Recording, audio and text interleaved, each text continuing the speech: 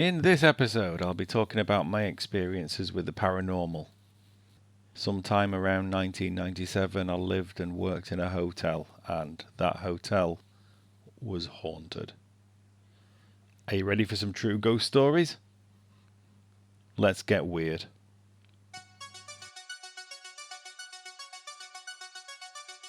The history of mankind is riddled with the weird and the wonderful. Bizarre people, strange places, and odd events. For centuries, we've told each other fantastic stories around campfires and in darkened rooms. Tales of ghosts, UFOs, and conspiracies. But are these stories exactly that? Stories? There's only one way to find out. Dive into the rabbit hole and enter Marc W. Shako's Weird World.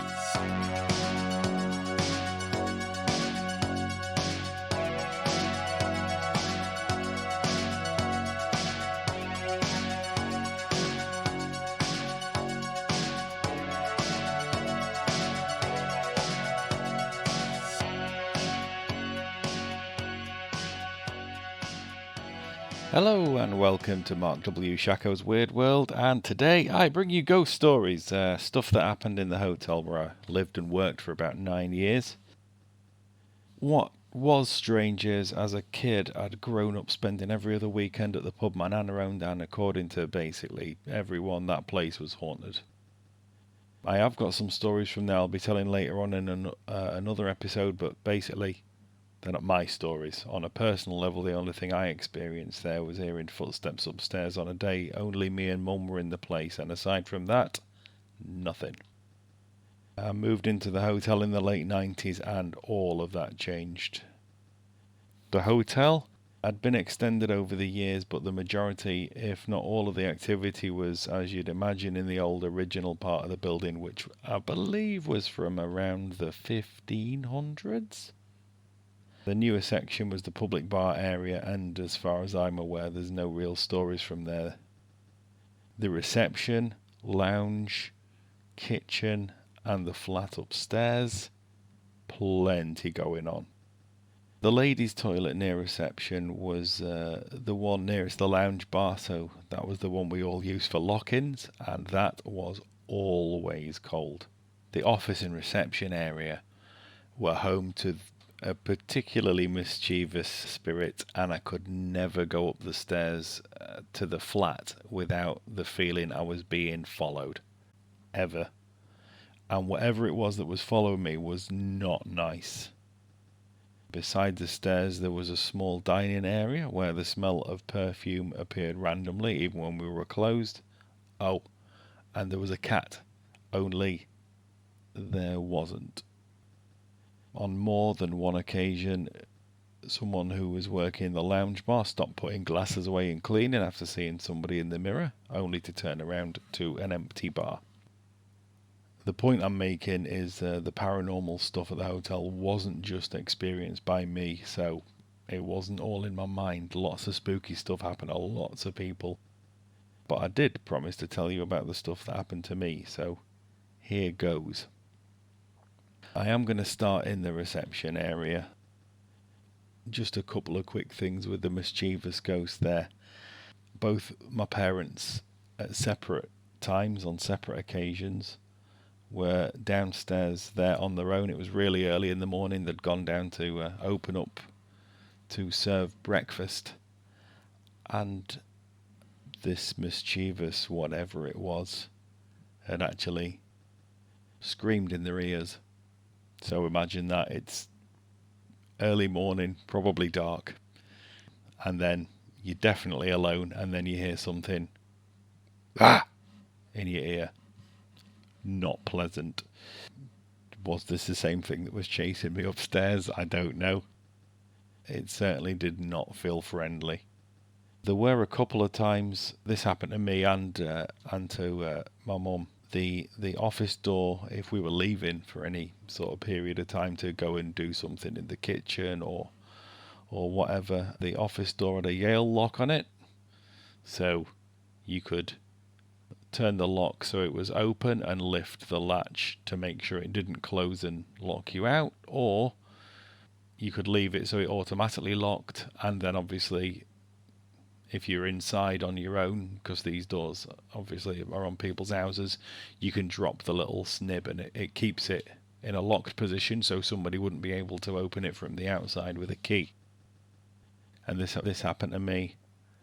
I'd locked the office because I'd gone to do something else, and then I came back and the key wouldn't work. Obviously, this being a reception, there was a hatch with windows that opened inward so you could pass keys along to customers and so on. I had to rattle those windows until the little lock came down and opened, climbed through, and when I jumped into the office, the lock had fastened itself closed, basically, so the key was useless. Really weird, really strange. And the thing was with the lock, to fix the lock in place, either open or locked, you actually had to lift. You had to lift the snib up, so it wasn't a faulty lock and gravity had just taken its effect. Something had done this deliberately, it felt like. I mean, maybe it was a faulty lock and it had just gone wrong, but in the 10 years that I was there, this happened twice. And if it was a faulty lock, I would have expected it to have happened on many an occasion, and that just wasn't the case. And there was another time in the reception where, again, it was early morning and I was there alone. And I'd gone to check that the till was correct with all the change in there, so we knew at the end of the day how much money had been taken, because these were the days of cash, folks. No contactless card payments back then. I took the tray out of the till from the lounge bar, carried it to the reception. I went to start the task of counting all the change in there, and couldn't see the calculator, which was a big calculator, not one of the small ones, and it was one of those that was in a fixed position, so the window was raised at an angle. Couldn't see it anywhere. Stood up, checked all around the office, picked the till up, the tray from the till. No calculator. Which was, strange, but it could have been moved to another part, to the restaurant or something, to calculate a bill, so couldn't find it. So I started the task of counting the money, and when I'd counted all of the money, it was all there, everything was correct. I took the till back up to the lounge bar, put it in, and then went back to the office to do something else. And when I got back to the office, the calculator was sitting square in the middle of the desk. It was in the place where the till would have been if I hadn't moved it. But the thing was, because of the size of the calculator and that window that was tilted to an angle and fixed in position, there was no way I would have been scraping money out of the drawers, counting them, putting them back in, without that till rattling and me knowing that the calculator was definitely under there. I even went back and got the till and put it down on top of the calculator to see if I could have missed it, the fact that it was there, and absolutely no chance. It was really obvious that the calculator was under there when it was under there. And again, it was really early. It was first thing in the morning. There was nobody around. Yeah, absolutely no chance that could have been somebody playing a prank. How that happened, I will never know. From reception, you went up the stairs, through one door, and the first door that you saw through that door was the door to the flat where I lived and slept. It was actually a 2-bedroom flat with a living room and a kitchen and a bathroom, obviously. So you went into the flat door and turned right. There was the living room and the bedroom that my parents stayed in. And then you straight ahead was the kitchen, and you turned left, and on the right hand side was my bedroom, and on the left hand side was the bathroom. There was one night I was in the living room on my own, watching telly, nothing particularly exciting or spooky on this occasion. And I got the feeling that I was not alone. I just carried on watching telly. I thought, I'll just leave it, I'll ignore it, it'll just go away. Carried on watching television, and the feeling did not go away. It got worse, and worse, and worse. It felt like there was somebody else in that room with me, and whoever they were, they did not want me in that flat with them. In the end, I just gave in and went downstairs. I was not getting involved with that. It felt awful. At the time the next set of experiences happened to me, I was actually working as a chef in the hotel. Anyone who's worked in the industry will tell you that a lot of the time you work a split shift. So you do the lunchtime session, that finishes, you have a few hours to yourself, and then you do the evening session. On one afternoon in between shifts, I was going for an afternoon nap, a snooze, and I was just laying down, getting into bed with my bedroom door closed to go to sleep, and the moment my head hit the pillow, looking across the mattress, I saw a black cat's tail, flick up. We didn't have a cat, so that was weird. I decided I'd peer over the edge of the bed to see what this cat was, what it was doing in my bedroom, of all places, and no cat. It wasn't the biggest room. There was nowhere that a cat would be able to go or hide in the short space of time between me seeing the tail and looking for it. I even got up and wandered around looking everywhere. There was no cat. So that was strange in itself, but what was a bit weirder was when I had my snooze, I was actually woken up by what felt like the weight of 4 feet landing on my back. Really weird feeling. Obviously, I jumped up out of bed and there was no cat there. So that was odd. Another thing that did happen in the bedroom on a separate occasion was a sleep paralysis type event where it felt like somebody was just pressing me into the mattress. And it went on for a good, 20, 30 seconds. Really unpleasant, horrible feeling. Now, some people say, yeah, sleep paralysis is sleep paralysis. It's got nothing to do with the paranormal. I've never had that before, and I've never had it since. It only happened at that hotel, in that bedroom. That was another strange one. But the strangest thing that happened to me in that bedroom, I hadn't been there at the hotel for very long. This was actually the first time I ever saw a ghost, that I can remember anyway. Obviously, like I said, I grew up at my nana's place that was haunted. And I was there as a very young kid. Maybe I'd seen something that I couldn't remember or experienced something I couldn't remember, but this was the first thing that happened to me that I definitely remembered, and I was sure I had seen a ghost. So we hadn't been there very long, and the place at the beginning, my dad always told me when we first got there, he says, your bedroom door, it has a lock. This is the key. I would like you to use that lock. So I used it. I locked the door when I went to sleep at night for the first period of time we lived there. Outside my bedroom there was a roof. It might have actually been the roof to the women's toilets, thinking back.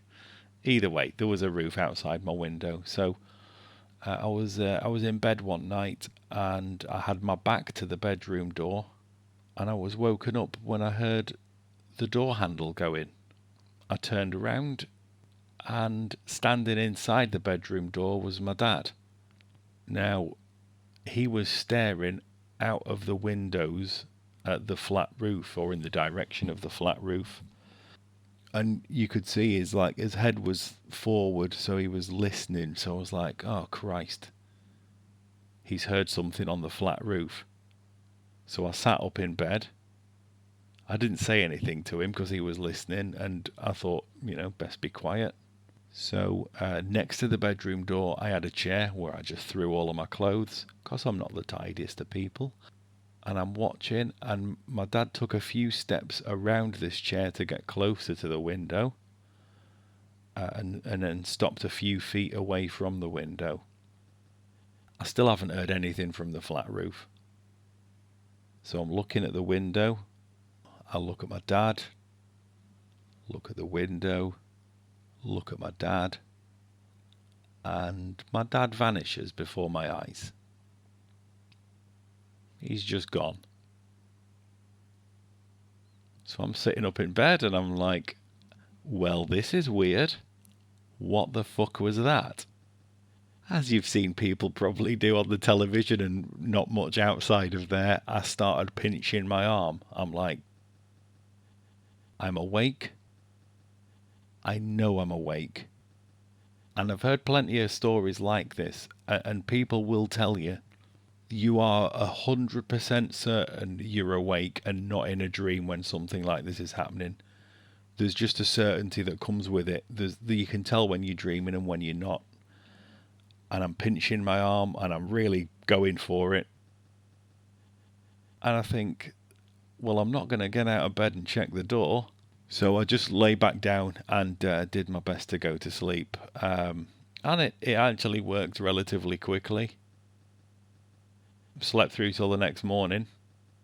Woke up as normal. And then about 10-15 minutes after I woke up, I was like, oh yeah, what was that thing that happened last night? Because that was strange. I need to speak to my dad and find out what the hell he was doing in my bedroom at whatever time in the morning, because that was really weird. So, got up, I had a sink in the bedroom, so I brushed my teeth, got dressed, went to go downstairs, grabbed the door handle, and of course, the door was locked. That was the most, I was scared through the whole experience. I was like, okay, I definitely need to get out of this room. There was definitely a ghost in here with me last night. And obviously, yeah, when I spoke to my dad, he hadn't got a clue what I was talking about. He hadn't been anywhere near my bedroom. So, that was the first time I ever saw a ghost. The cat incident happened a few months later. And obviously, I can hear the skeptics all the way from here, through time, going, couple of times when you were asleep or half asleep, you saw something. You were dreaming. Well, hold your horses, skeptics, because I've got another one for you. And this one happened during the daytime, while I was wide awake, and this one was in the kitchen. Now, the kitchen was, you go through reception into the lounge bar area, and next to there's a restaurant. You walk through there through a heavy set of wooden double doors, up a set of stairs. I don't know why the kitchen was up a set of stairs. It seemed really unfair to the waitresses, but that was what it was. And then at the top of the stairs, you turned left and into the kitchen. Now, the kitchen, obviously, spent a lot of time in there alone. Never really experienced anything that strange, although there was one night I went back into the kitchen after the shift had finished to grab a CD for a friend, because we had a radio up there. So I grabbed the CD, I was heading towards the CD, which was at the opposite end from the door, and I was wearing trainers, and I heard hard-soled shoes following me to the CD player, and the pattern, the timing of the footsteps was a completely different rhythm to mine, so it couldn't have been an echo or anything weird like that. So yeah, I didn't look behind me until I grabbed the CD, and I took a couple of deep breaths before I turned around, because yeah, I was sure there was somebody there, but there wasn't. So that was one of the weird things that happened to me in the kitchen. And there was another time when my mum was at the top of the stairs talking to a cleaner who was on the stairs. They were just chatting about whatever. And the cleaner just happened to glance over her shoulder and stepped aside to let somebody past. And Mum said, "What are you doing? There's nobody there." And yeah, I can't remember who it was now, but she was like, "I was sure there was somebody stood there waiting to get past me." So that was another thing that happened in the kitchen. But yeah, on this particular day, I was working with a colleague who most of the time usually did the washing up. I was usually preparing the food, and she was usually doing the washing up or helping out, preparing starters or whatever. And on this day, for whatever reason, I said, "Let's swap roles. You do that, I'll do this." And the waitress brought a check for an order for some food. My colleague Linda prepared the food while I'm washing up, shouted for the waitress to come and get it, and nobody came. So she put the food onto this serving hatch, and then that's around the corner from the sinks, where there's like an area for waitresses to prepare toast or desserts or hot drinks or whatever. I just went to the top of the stairs because it had been a good couple of minutes after a couple of shouts. Nobody was coming. So I went to the top of the stairs, just glancing in that waitress area. Nobody there, obviously. The waitress who was working that day, I can't remember who it was, to be truthful. She was on her own, though. So I went to the top of the stairs and shouted, asking her to come and get the food. Went back to the sinks, carried on washing up. Me and Linda were rolling our eyes like, "Where is everyone?" So after another minute, the sound of the heavy double doors swinging open, very distinctive sound, at the bottom of the stairs, that sound came, drifted upstairs along with the patter of tiny feet. A waitress rushing upstairs. I just glanced towards the waitress area and saw a foot as whoever it was disappearing around the corner, and then the plates were just sitting there. So I frowned at Linda, like, why, what's going on? Poked my head around the corner to the waitress area, and then poked it back round at Linda, and she obviously saw my face and then mirrored it herself. She was like, "Isn't there anyone there?" "There's nobody there." And she was like, "But I heard the door go. I heard somebody come upstairs." And I was like, "There's nobody there." So I heard it. Linda heard it. I saw something. I don't know what the hell that was, but I saw a foot disappear around the corner in a black shoe. Stockinged leg disappeared around the corner. Went to check what the hell they were playing at after waiting such a long time. They finally came, and then they weren't taking the food away. They should have been in a hurry because the food was going cold, and nothing happened. So yeah, about a minute later, the actual waitress came upstairs, and we were like, "Did you just come upstairs?" And she was like, "No, sorry, I had to check somebody in. Somebody came to reception to check in, so I had to check them in." So I was like, "You definitely never came upstairs a minute ago." And she was like, "It definitely wasn't me." That was broad daylight. Two of us experienced almost identical things. Like I say, I saw something, Linda never, but that was during the daytime, broad daylight. One of the weirdest things that's ever happened to me, easily. And proof that I wasn't mental. Thank you, skeptics.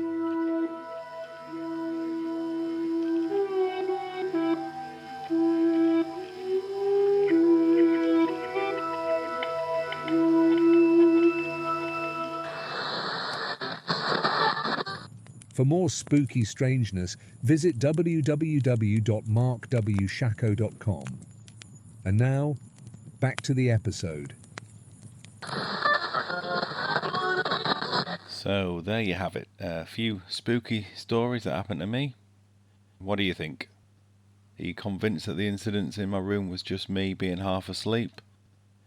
But then how does that explain an event later in broad daylight with two witnesses? The thing with stuff like this is not proof of life after death, although I do think that is a thing, and no doubt I'll cover that in a later episode. But the incident with my dad, just as an example, was a living person. Doppelgangers are supposed to be bad omens, but that event took place over 20 years ago with no ill effects. I will admit, maybe I'm putting too much stock in the mischievous reception ghost, and the phantom waitress, who knows? I certainly don't, but here's the thing. If you're a skeptic, you don't know either. You could try to shoehorn this into some conventional science, but you should at least entertain the idea it does not fit. Writing things off without at least attempting to look for outside-the-box explanations could be depriving us of a real scientific explanation that does exist. Or maybe, just maybe, ghosts are real. Until next time, keep it weird.